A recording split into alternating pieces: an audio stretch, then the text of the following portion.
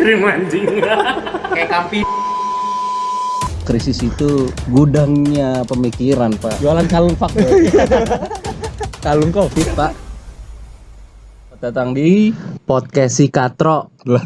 Kok lu ngatain sih? Bukan ngatain. Ini kan nama podcastnya sama kanal YouTube kita, Milenial Oh. Katro. Kamu bahas tentang apaan sih? Ya kita mau bahas tentang sosial ekonomi politik yang hangat. Kita kaitin sama isu-isu yang hangat. Oh, jadi kita nyari duit di dua platform nih. Yoi, kanan kiri oke. Kanan kiri oke. Oke, jadi ya kita sebenarnya kita bahas tentang isu politik. Sebenarnya ini nge-breakdown dari acara kita di YouTube ya. Yoi, tapi di YouTube kita konsepnya sketsa Oh. satir. Sketsa saat ini. Terus? Tak kenal maka kata sayang anjing. Oh iya benar. Kata saya. Tapi jangan sayang-sayang banget. Ntar Jangan, gak usah dibales. Jadi kemana-mana. Gua Akil, gua mahasiswa masuk semester 9 nih. tua. Ya gua Said, enggak, gua cuma si kupak yang suka belajar ya ekonomi lah biar sotoy-sotoy dikit. Jadi kita mau bahas topik apa nih hari ini? Apa ya? Ya yang asik apa Kil? Yang asik mah yang nggak habis-habis mah Corona udah. Korbannya nggak habis-habis loh. Ih, korbannya nggak habis-habis. Tapi seru sih sebenarnya bahas tentang COVID-19 ya. Kenapa itu serunya tuh? Karena apa ya? Semenjak COVID nih, penelitian tuh wah membludak banget cuy sekarang. Iya sih, setiap hari. Tiap hari masih ada. Bahkan pun conference tuh isinya COVID. Iya, Jadi tuh kayak kalau kata orang-orang, kalau kata ekonom tuir gitu ya, katanya emang krisis itu gudangnya pemikiran, Pak. Sabi sama gudangnya nyari duit, Pak. Gudangnya nyari duit. Jualan kalung fuck boy. Kalung Covid, Pak. Oh, kalung COVID. Sama jualan masker 30.000. Tapi nih, yang anehnya penelitian banyak tapi yang nggak percaya juga banyak anjing. Awal-awal Covid keluarnya pemerintah yang nggak percaya, bukan rakyatnya, pemerintah yang nggak percaya. Masalahnya bukan Indonesia oke lah kalau nggak percaya. Emang dasarnya emang begitu kan. Ini masalahnya negara-negara yang gede, Inggris, Amerika, kagak percaya tuh sama Covid yang disangkain mainan. Ya gimana ya Pak? Kalau waktu itu gue pernah baca juga sih sebenarnya penelitian tentang Indonesia gitu. Kalau misalkan bisa itu siapa namanya waktu itu Siapa? Markus Mesler ya. Itu bahas juga tentang kenapa pemerintah Indonesia tuh sangat buruk dalam menangani merespon isu Iya. COVID di awal-awal kan. Awalnya yang kayak mungkin secara garis besar sih kayak anti-scientism kali ya. Iya benar. Anti-scientism. Bahkan menariknya dia juga ngaitin juga sama religius. Iya, dan iklim demokrasi Iklim kita yang demokrasi. dibentuk. Itu yang kalau menurut gue sih Paket menarik. combo mak kata dia, paket combo. Kenapa Indonesia gagal nanganin pandemi ini? Sebenarnya kalau kita tarik ke belakang akarnya itu emang Indonesia itu bukan belum siap, tapi nggak pernah siap ngadepin pandemi. Negara-negara yang punya anggaran public health-nya gede aja kelabakan, apalagi Indonesia cuy yang punya anggarannya anggaran markup bukan anggaran public health. Aduh, kill. Kita ini banget tangkap gak ya gitu. Tapi juga menarik sih sebenarnya di sekarang ini tuh yang jadi sangat jadi perhatian gitu tentang trade off antara kesehatan dan perekonomian. Iya. Itu yang mungkin ngebuat juga pemerintah agak kesulitan gitu. Apa namanya? Soalnya tuh dulu gue pernah baca penelitian juga. Jadi ada orang neliti simulasi gitu. Ternyata emang ada trade off yang kalau misalnya kita fokus sama kesehatan gitu ya, dengan membatasi orang-orang untuk mobilitasnya itu terbatas banget gitu ya, ekonominya hancur banget. Pasti sih, apalagi kan ini juga pandemi ini benar-benar ngebikin semua itu terlebih lagi yang kita ini kan banyak banget pekerja kera biru sebenarnya yang mutar ekonomi kita. Pas itu nggak bisa, ya otomatis ekonomi nggak berputar di golongan bawah. Nah, tapi menariknya juga, dia juga bilang gini, kalau misalkan pemerintah itu menerapkan intervensi yang ketat gitu ya Iya. terhadap mobilitas masyarakat itu, social welfare yang dirasakan secara umum tuh lebih besar ketika pemerintah itu fokus sama kesehatan justru. Jadi ekonom itu peduli kesehatan sekarang. Jadi ekonom sekarang menjadi apoteker. Oh gitu. Jadi dokter sekarang. Emang semua sekarang zaman pandemi ini semua pada jadi dokter sama apoteker, Influencer artis, pun juga. iya influencer. Semua jadi ahli pakar, sama kayak zaman pemilu semua jadi pakar politik. Tapi ngomong-ngomongin trade off nih ya.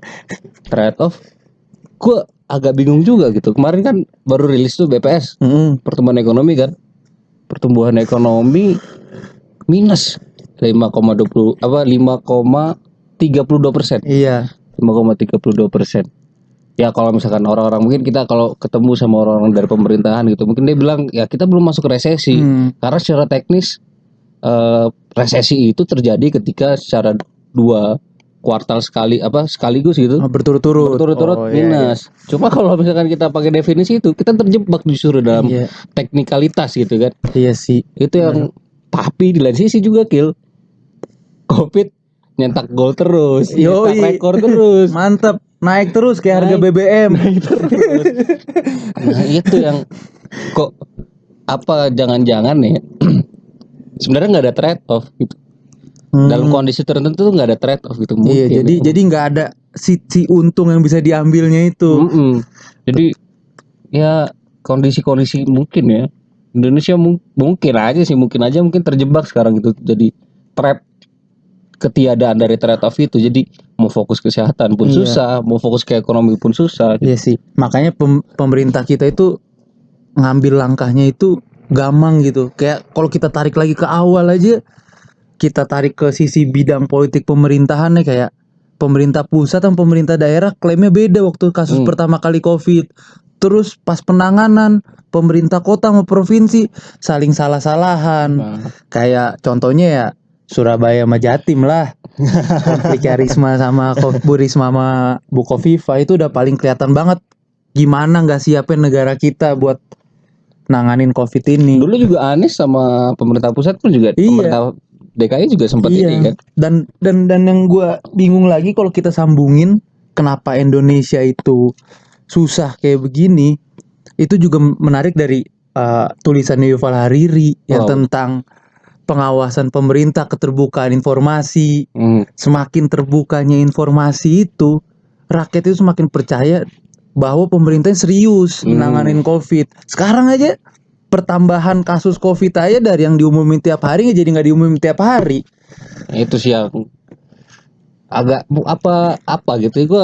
Gue masih menerka-nerka gitu, maksudnya apa? Mungkin untuk biar masyarakat yang nggak panik. Iya sih, tapi atau apa? Gimana ya? Jadi semakin masyarakat itu nggak tahu keterbukaan informasi, malah semakin masyarakat itu bingung gitu. Mana nih yang bener nih? Pemerintah bener nggak sih nih nanganin? Akhirnya masyarakatnya jadi masa bodoh. Nganggep ini udah Covid itu virus biasa. Akhirnya kita nggak tahu sampai kapan nih pandemi ini berakhir. Dan juga yang menarik lagi sih, peraturan cuma sekedar peraturan di kita. Jadi nggak ada sanksi yang jelas gitu. PSBB ini PSBB yang mau gimana? Jadi PSBB ada, tapi Covid kurvanya itu nggak menurun gitu, stagnan terus. Kalau misalkan kemarin gue sempat lihat sih data-datanya dari data-data perkembangan dari Covid itu, kalau nggak salah tuh di awal-awal Juni, kalau nggak salah tanggal 5 ya, yang udah mulai pelonggaran gitu. Justru itu kalau misalkan kita lihat itu ya kemiringan kecuraman dari kenaikannya itu justru meningkat gitu kecuraman. Iya sih. Jadi makin cepat gitu peningkatannya. Dan ya itu gua mungkin kalau misalkan teman-teman yang peneliti gitu ya, ini bisa jadi novelty untuk penelitian gitu. Apakah benar ada trade off gitu? Ya kan, di harus kondisi apa? Iya, di kondisi apa trade off itu mungkin bisa hilang. Ya kan? Udah gitu. Sekarang tapi ngomongin peneliti, sekarang kan banyak juga peneliti profesor yang gelar kesayangan, Pak. Iya, Cuk. Itu juga menarik, Pak. Apa obat apa? Corona ya, obat corona, Obat herbal, obat herbal, Iya, obat obat herbal, corona, mantap. Cuma Gue sih juga besok jadi profesor lah, gua profesor kesayangan. kalau gue sih pribadi emang gue gak begitu ngerti sih bidang kesehatan gimana. Cuma mungkin agak sedikit mengerti gitu mekanisme dalam apa namanya penelitian gitu ya. Iya,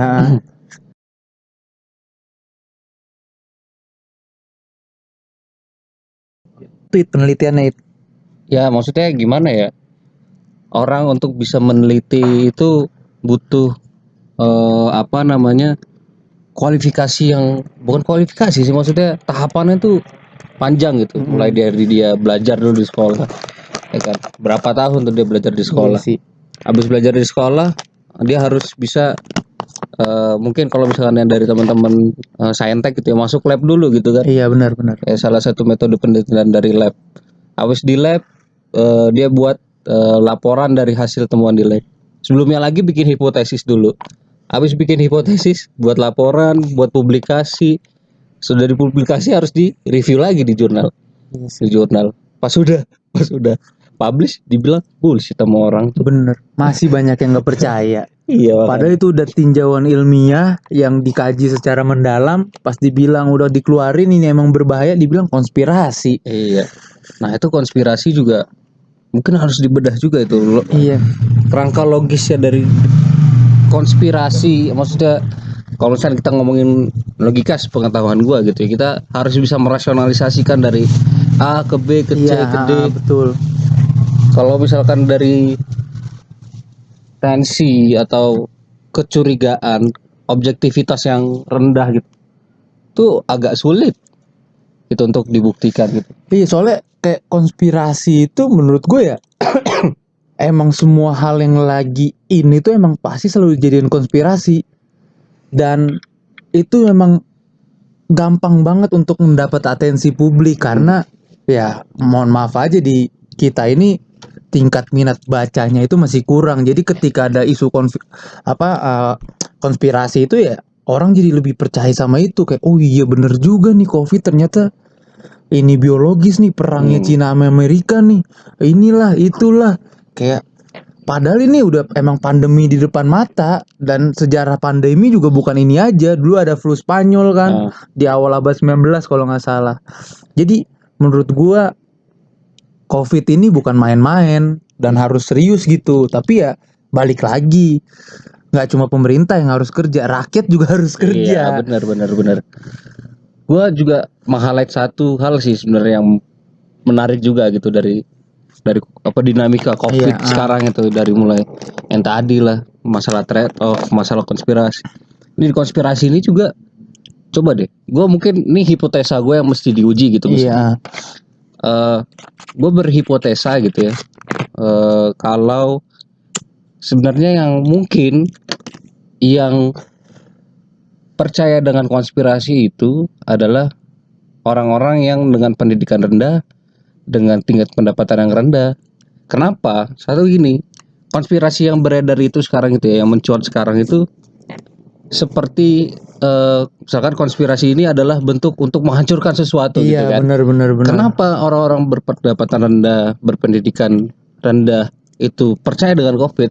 Karena selama hidupnya dia, mereka adalah korban gitu. Iya, benar. Maksudnya korban dari kegagalan institusi untuk memberikan akses terhadap mereka gitu. Iya. Akses akses kesempatan, akses pendidikan, akses untuk bisa memiliki pendapatan yang lebih tinggi, Informasi yang sama. Itu pun juga waktu itu kalau nggak salah Semeru Institute pernah bikin penelitiannya juga tuh, Surya Dharma, tentang ternyata orang-orang yang terlahir miskin itu sulit untuk kaya gitu. Yang ngerubah hidupnya. Itu kaya. Jadi ya turunannya mesin jadi 1 banding berapa yang bisa merubah ya.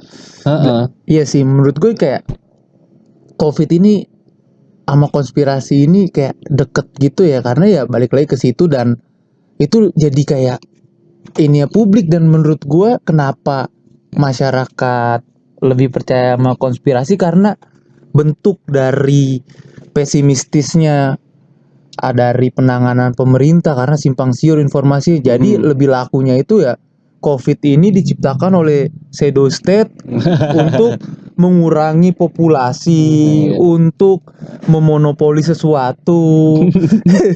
Itu ini teori Thanos. Nah, Thanos. Kalau teori apa namanya sebutan ilmiahnya mungkin Malthusian. Karena Malthusian yang ya kayak gitulah.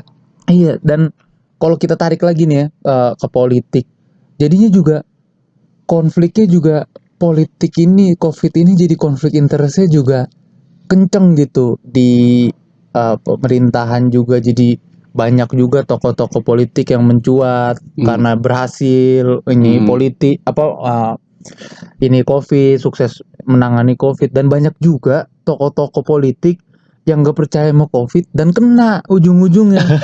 Paling gampang itu Boris, Perdana Menteri PMI Inggris. Boris itu kena COVID dari yang awalnya dia bilang rakyat Inggris itu bisa sembuh sendiri karena selama imunnya bagus nggak bakal kena, dan itu bisa disembuhin dengan sendirinya karena tidak mematikan. Tapi setelah dia kena, Inggris langsung berbenah. Nah, masalahnya Indonesia ini belum benar-benar berbenah. Belum. Tapi gue satu sih yang gue apresiasi dari pemerintah gitu, wacana dari pemerintah gitu, yang mau memberikan apa namanya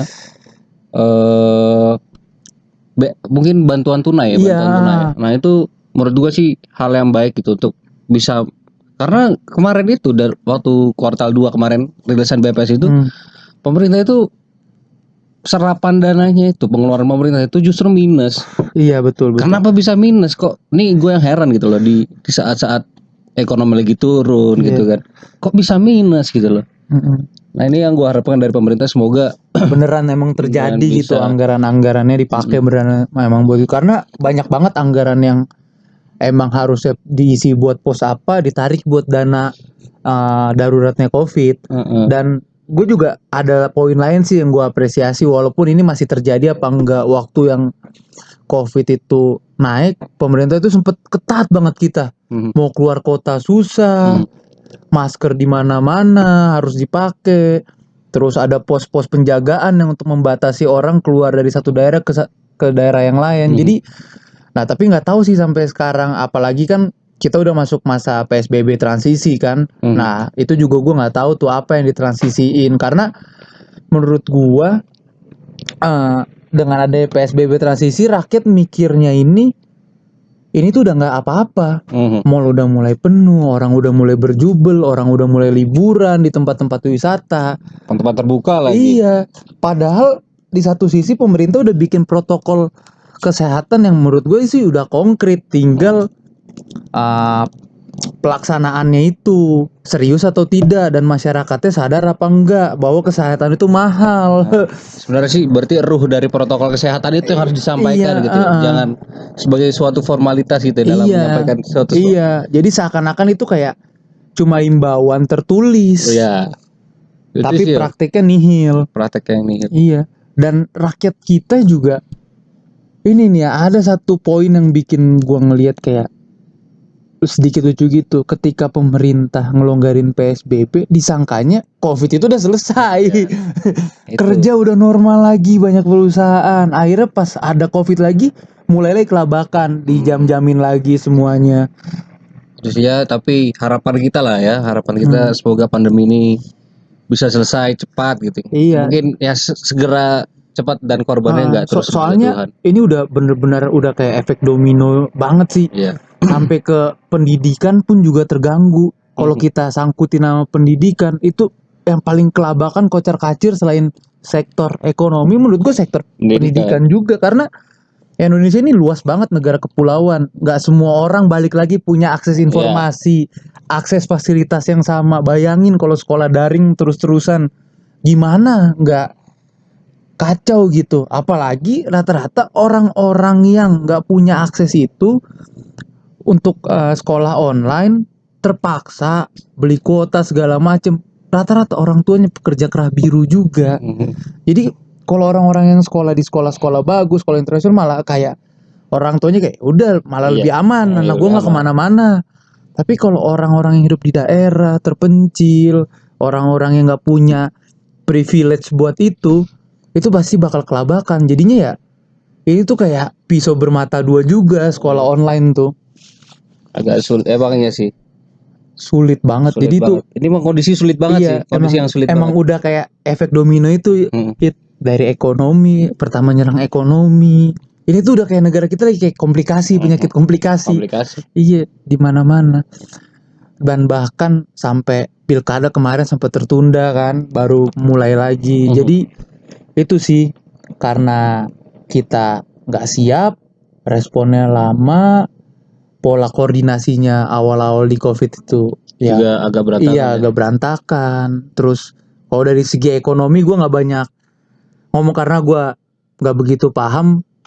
Kalau segi ekonomi waktu pertama kali COVID itu yang lu lihat gimana sih gerakan-gerakan pemerintah itu di sektor-sektor ekonomi itu buat menstimulus biar ekonomi itu nggak jatuh ke jurang resesi yang dalam gitu.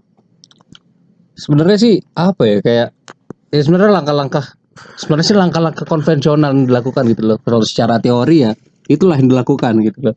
Kayak cuma kayak apa namanya pembiayaan yang besar gitu ya, pembiayaan yang besar dan lain-lain. Cuma ya itu kok gue ngeliat di BPS kok di kuartal 2 justru apa namanya pengeluaran pemerintah kok minus gitu loh. Iya sih. Mungkin banyak teori yang bisa menjelaskan gitu. Kayak contohnya dulu gue juga pernah neliti tentang ini perilaku dari pengeluaran pemerintah gitu yang prosiklikal. Jadi dalam artian ketika ekonomi naik pemerintah juga ikut naik gitu loh. Nah, ketika itu pas sudah turun, itu juga sulit untuk meningkat gitu. Untuk meningkat dan itu sulit. Jadi ya mungkin itu harapan dari kita lah. Semoga pemerintah juga seluruh masyarakat gitu ya bisa bisa apa namanya bisa komit gitu untuk apa namanya bersama-sama untuk mencegah atau memitigasi untuk COVID ini berlangsung lebih lama lagi. Soalnya gue juga mau ngutip salah satu tokoh Indonesia ini yang lagi digandrungi juga, dia pernah bilang jangan tinggalin pemerintah sendirian karena pemerintah itu gak bisa nanganin ini. Ayo bantu, rakyat harus bantu. Pemerintah itu sudah melakukan apapun untuk menyelamatkan negara ini dari pandemi ini. Tapi kalau rakyatnya apatis, bodoh amat, pemerintah itu gak bakal sanggup. Jadi kita juga gak bisa gitu ngebandingin kok Jepang berhasil, kok Korea berhasil, kok Inggris berhasil, kok Jerman berhasil. Ya karena pemerintahnya percaya dengan saintisnya, dengan kebahayaan COVID ini. Terus rakyatnya juga proaktif mendukung gitu. Jadi itu bisa dibendung, digempur PCR, rakyatnya ngejalanin protokol yang diciptain. Nah kalau ini pemerintah bikin tapi garda terdepannya ini menurut gue sih, kalau pendapat gue selain tenaga medis ya rakyat. Karena yang bermobilisasi rakyat. Pemerintah paling cuma beberapa persen. Kalau rakyatnya nggak nurut ya sulit. Iya benar-benar. Makin lama makin ambles negara kita. Ambiar. Jadi ya ayolah kita bahu membahu lah ibaratnya. Kalau gue jadi orang yang sedikit bijak kan, bahu membahu, ayo bantu pemerintah. Udah jangan pikirin ini mah bukan presiden gua, bukan pemerintahan gua, bukan gue yang milih. Toh juga jadi menteri Pak. Iya. Toh yang itu juga ngegocek satu rakyat Indonesia, satu negara Indonesia digocek di dalam pemerintah. Jadi itu kan buktinya yang elitnya aja bisa jalan berbarengan, masa rakyatnya nggak bisa sih? Cuma karena dia nggak milih, dia nggak mau nurut sama itu pemerintahan. Padahal ini jelas loh yang kita hadepin nih, pandemi, bukan main-main. Bukan kaleng-kaleng. Bukan kaleng-kaleng Pak, bukan kaleng-kaleng. Masalahnya kayak banyak juga tokoh negara, tokoh elit yang udah jadi korban COVID, bukan di dunia, di Indonesia. Kayak salah satunya wali kota di daerah Kalimantan yang baru itu, wakil bupati di kampung gua kena dan meninggal. Adalah Waikanan. Dan di awal-awal juga banyak kan wali kota Bogor, terus Bupati Karawang juga kena, dan alhamdulillahnya bisa sembuhin. Wali kota Bandung juga kena kan, jadi kayak beberapa menteri juga waktu itu iya, kena. Menteri Perhubungan kan. Itu jadi kayak ini tuh emang masalah serius. Jadi ayo lo, jangan main-main gitu kan. Rakyatnya jangan main-main juga, pemerintah juga jangan main-main. Ya, Karena negara ini bukan main-main. Ini serius. Kalau mau main-main di playgroup. Kalau nggak di playground. Ya Allah, PUBG lagi. Ya jadi ya begitu sih. Jadi ini kayak ya udah kena kemana-mana dah, udah efek domino. Jadi ya gitulah ada sedikit pasrah tapi ada optimis juga, harus optimis. Harus dijalani gitu. Ya mungkin kita udah ngoceh kelamaan nih. Takutnya nggak ada yang denger juga. Iya, tapi bodo amat sih. Karena ya emang tujuan akhir kita adalah untuk bicara saja, bukan untuk didengarkan. Cuma meluapkan aspirasi lewat platform bebas aja. Karena kan ya negara kita kan demokrasi itu. Kebebasan berpendapat dijunjung dengan tinggi. Ya. Asalkan gak kena UIT. Aduh. Nah, mungkin itu aja kali dari kita ya. Iya, tunggu episode selanjutnya yang ngebahas isu-isu yang lainnya yang berhubungan dengan ya nggak jauh-jauh dari isu sosial, politik, ekonomi. Yang tentunya hangat untuk dibicarakan.